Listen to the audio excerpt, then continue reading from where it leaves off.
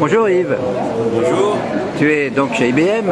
Oui. Alors c'est une grande surprise parce que IBM n'avait jamais été présent de manière aussi massive le web. Alors tu peux nous expliquer pourquoi? C'est très bien que tu l'aies noté, effectivement c'est la première année. Ça se voit, ça se voit. On est là de façon vraiment imposante et importante. Oui.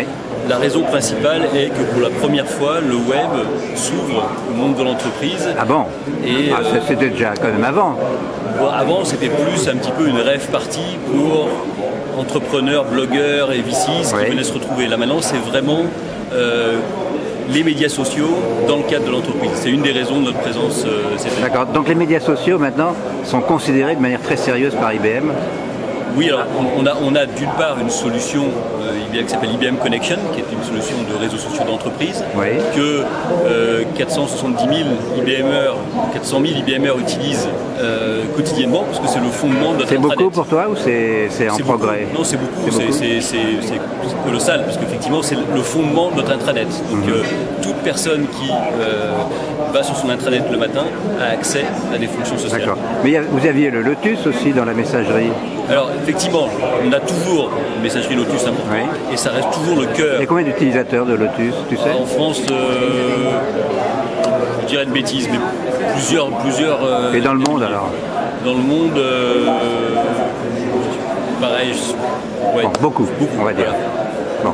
Et donc pour les réseaux sociaux, pour en revenir là. Oui, alors sur la partie, donc effectivement, nous on a un cœur de business qui a été la messagerie. La messagerie reste importante pour IBM, mais la fonction de messagerie va un petit peu évoluer, je pense, pour être plus un espace de notification de flux sociaux. Donc c'est un peu comme ça que la messagerie va évoluer. D'accord. Et donc demain, il y a une grande manifestation. Demain, c'est vendredi, au web. Vous allez présenter quelque chose? Alors effectivement, donc demain il y a la section entreprise médias sociaux demain matin. On va avoir Sandy Carter qui va être sur un panel de discussion. C'est qui Sandy Carter? Sandy Carter, c'est la vice-présidente worldwide des ventes IBM Collaboration Solutions. C'est une pointure. C'est une exécutive importante qui effectivement drive la stratégie de notre marque au niveau worldwide. Ah bah très bien. Et donc elle est sur un panel de discussion où elle va expliquer quel est le shift qui se produit chez les entreprises qui veulent développer des réseaux sociaux.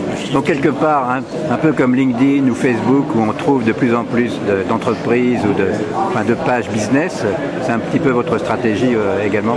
Alors oui, on a une stratégie qui est de dire on offre un réseau social d'entreprise qui est robuste et qui permet aussi d'intégrer des réseaux sociaux privés. Le but étant de dire quelque part, à travers les réseaux privés et d'entreprise, on peut trouver des opportunités de marché à travers des conversations. Quelque part, le fossé entre les générations, enfin les générations. En tout cas, c'est pas une question de génération, mais entre les gens très branchés web et les autres un peu moins. Votre ambition, c'est de combler ce fossé? Exactement. L'autre intérêt, au-delà de l'aspect business et de vraiment un social business, de trouver du business à travers les réseaux sociaux, c'est aussi de réduire le fossé entre deux générations et que ces deux générations dans l'entreprise puissent se parler sur une plateforme commune. Et moi, je me souvenais à une époque de tout ce qui était outils bureautiques. Il y avait un clivage de génération absolument extraordinaire. Je pense qu'on ne va pas le retrouver, on ne le retrouve pas au niveau des réseaux sociaux. D'accord. Bah écoute Yves, demain ça va être un grand jour, donc attendons demain. Merci beaucoup. Merci Henri. À bientôt.